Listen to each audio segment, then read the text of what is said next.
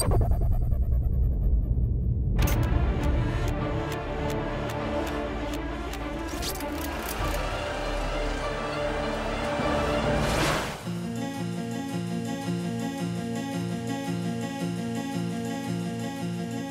moissonnant un prix du scénario au dernier festival de Cannes pour son film Portrait de la jeune fille en feu, Céline Sciamma marque le cinéma français de son regard allègre, ancré dans son époque. Un regard qui nous encourage à nous ouvrir vers le monde pour l'envisager autrement. Vous allez devoir la peindre sans qu'elle le sache. Elle pense que vous êtes une compagne de promenade pour quelques jours. Elle pense que je suis là pour la surveiller. Et vous la regardez. Vous vous sentez capable de faire le tableau de cette manière? Depuis Naissance des pieuvres, à Bande de filles, en passant par Tomboy, elle a fait le pari de l'intelligence et de la sensibilité en ne tournant jamais sa caméra vers un monde visible. C'est en cela qu'elle fait du cinéma, là où d'autres ne font que des films. Je suis venue pour vous peindre. C'était donc ça, vos regards.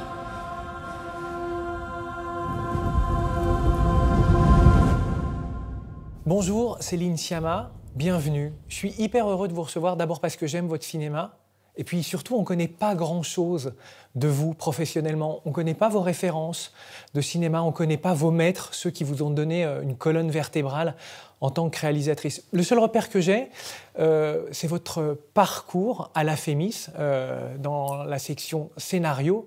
Mais avant ça, comment le cinéma existe dans votre vie, dans votre éducation ? La culture de la VHS, beaucoup. À la fois dans l'enregistrement des films qui passent à la télévision, et c'est un moment où il y a du ciné-club quand même, sur le service public, et puis aussi la location de vidéos. Et donc toute une culture qui se fait d'abord comme ça. Et sinon, en termes d'héritage, de transmission, c'est beaucoup ma grand-mère qui me montre les films. Quel genre de film ? Beaucoup la comédie musicale, Fred Astaire, Gene Kelly, et ça là-dessus de façon assez exhaustive. Alors, est-ce que c'est vrai, vous qui êtes la sœur aînée de deux autres enfants, qu'avec votre frère, vous tournez des films d'horreur ? Mais comment on passe de « je regarde » à « je fais » ? C'est une bonne question. Comment on passe de « je regarde » à « je fais » ? En venant vers vous, j'ai traversé Paris et il se trouve que j'ai vu les premières affiches de mon film dans l'espace public. Et je me suis dit, mais c'est fou parce que c'est fou ce que produit la solitude. Voilà, parce que au début, l'origine d'un film, c'est toujours de la solitude. C'est-à-dire, c'est quelqu'un qui est chez lui et qui se met à rêver à quelque chose. Donc je pense que c'était la même chose pour ce premier geste, ce premier court-métrage. C'est le produit d'une forme de solitude, à la fois solitude dans les salles de cinéma, voilà, et puis rêverie. Et c'est la beauté de la chose ensuite, c'est qu'il faut les autres pour faire les films, donc des frères et sœurs. Voilà. Et il faut toujours des frères et sœurs aujourd'hui pour faire des films. Votre mère est d'accord pour que vous sortiez seule demain. Vous serez libre. Être libre, c'est être seule. Vous ne croyez pas? Je vous dirai demain. Votre nouveau film, Portrait de la jeune fille en feu, appartient à un genre qui permet au cinéma de dialoguer avec la peinture. Alors en tête, on a La femme au portrait de Fritz Lang, on a ce magnifique film documentaire, Le mystère Picasso, filmé par Clouzot. Je ne cite pas Piala et son Van Gogh, et un film un peu rare qui est Artemisia de Agnès Merlet. Est-ce qu'il y a des films autour de la peinture qui vous tourmentent, qui vous intéressent, qui vous chahutent ?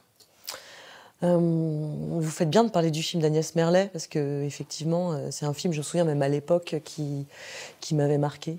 Mais j'ai pas une obsession particulière pour les films. Si, moi je pense tout de suite à Laura. Un enquêteur tombe amoureux d'une femme à travers son image, à travers ce tableau.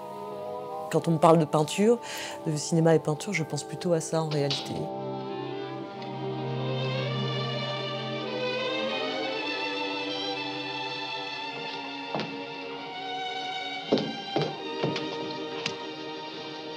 Il y a une filiation qu'on peut inscrire entre votre film et un autre film qui est devenu un classique, ne serait-ce que par sa scène d'ouverture, qui est la leçon de piano de Jane Campion. On est avec une femme en costume d'époque sur une plage déserte, et on sent tout de suite, entre votre personnage et le personnage de Jane Campion, qu'on déboule dans un univers totalement inédit. Effectivement, le début du film a une pensée très forte pour Jane Campion, avec vraiment la volonté de se tenir la main et de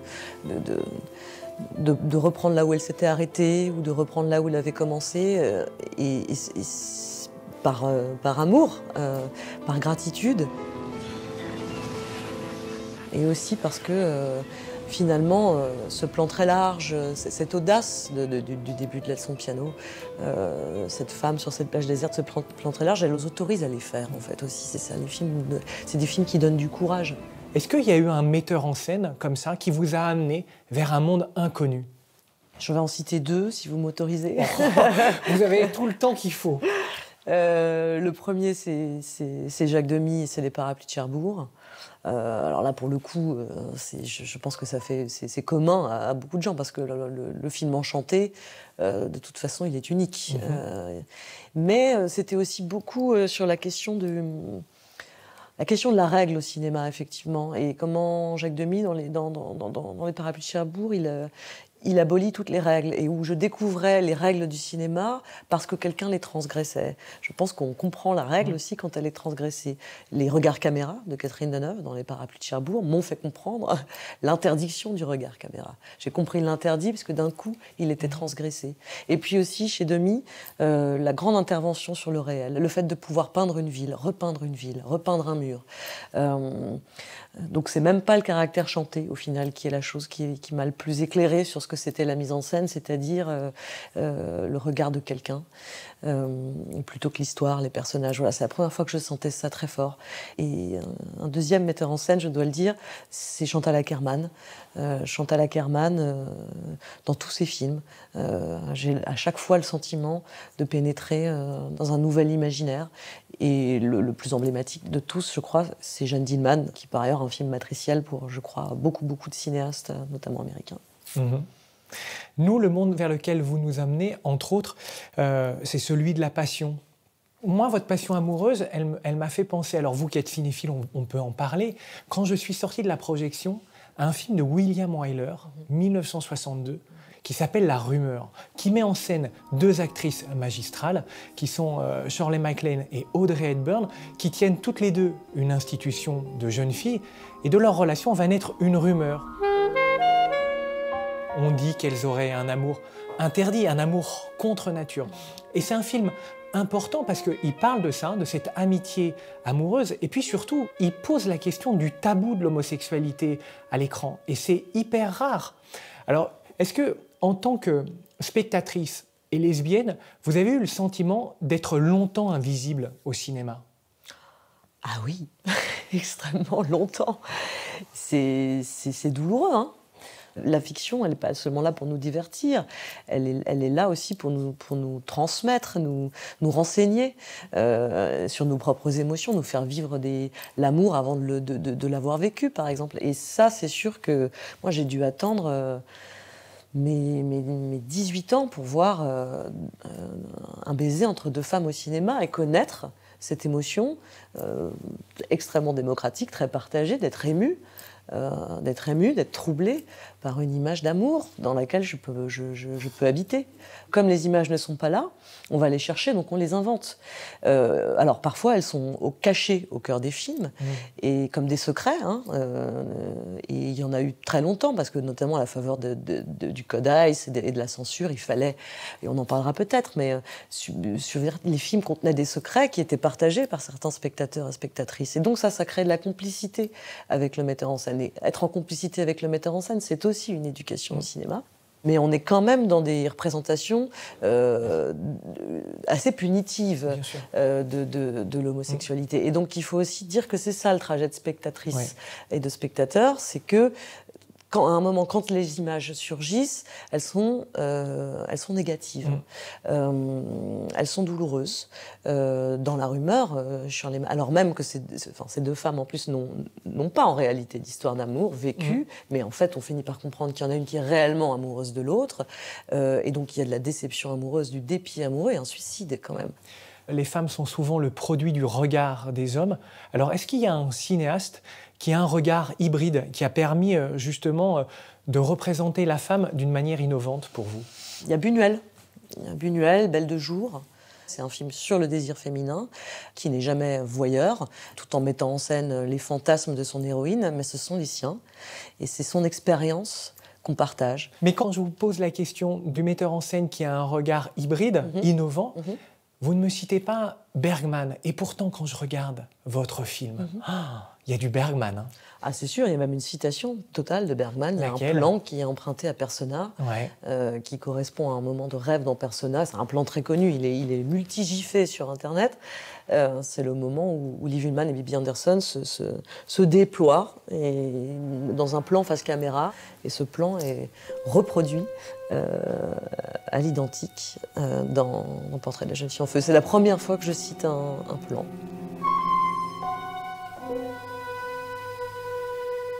Bergman a beaucoup filmé les femmes et a inventé en permanence une langue et a fait des films comme des espaces mentaux qu'on habitait et qu'on ne quitte plus. Vous écrivez aussi pour les autres, puisque vous êtes scénariste.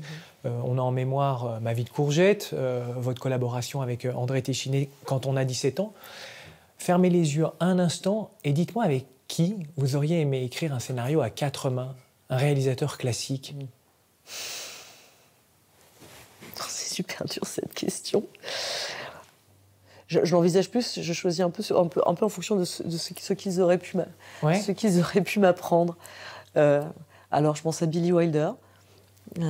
Qu'est-ce qu'il aurait pu vous apprendre? Je ne sais pas, mais si, enfin en tout cas ce swing, voilà, ce qui m'intéresserait c'est le swing, c'est le rythme, c'est la comédie. C'est pas un genre auquel je me suis beaucoup prêtée jusqu'ici, même si il y a toujours des petits espaces qui y sont dédiés. Look at that! Look how she moves. That's just like Jello on springs. Must have some sort of built-in motor or something. I tell you, it's a whole different sex. Pour moi, j'envisage vraiment mon métier de co-scénariste comme une manière de réfléchir avec quelqu'un à la mise en scène. Donc, je pense surtout à ce qu'on aurait pu se dire de la mise en scène, plus que du scénario. Alors, mais vraiment, oui, j'aurais aimé être à la table avec Chantal Akerman. Vraiment, j'aurais aimé parler avec elle de cinéma. Quand on parle de votre film, on l'a fait, on parle de peinture, et peinture, ça nous amène à la lumière. Alors, je voudrais vous faire un premier cadeau, parce que je suis très heureux de vous recevoir. C'est un livre qui vient de sortir. Il est dédié aux directeurs et aux directrices de la photographie. On y retrouve énormément de monde, hein. Caroline Champetier, Éric Gauthier, Pierre-William Gleim. L'idée, c'est de plonger dans une profession et d'en découvrir les secrets.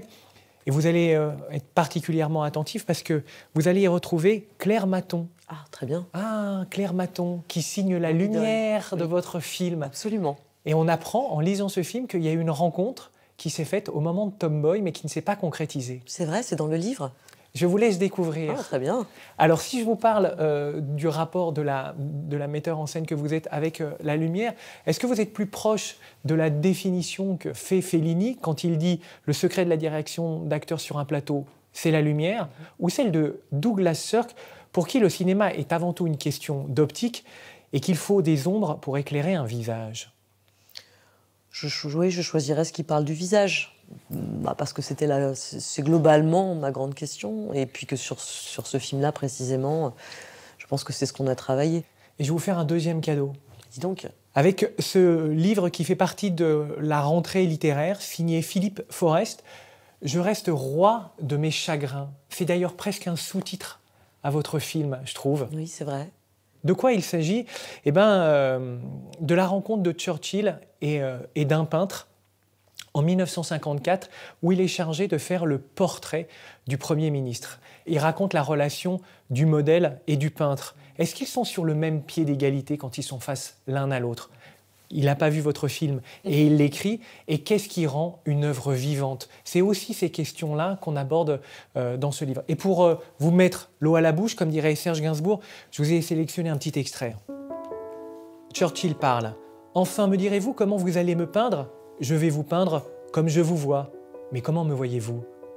Je le saurai quand je vous aurai peint. » Voilà, et je trouve que ça, c'est exactement ce qui se passe dans votre film. C'est vrai. Voilà. Merci beaucoup. Merci à vous. On en sait un peu plus sur vous. Il faut vous découvrir à travers vos films maintenant. Merci Céline. Merci à vous.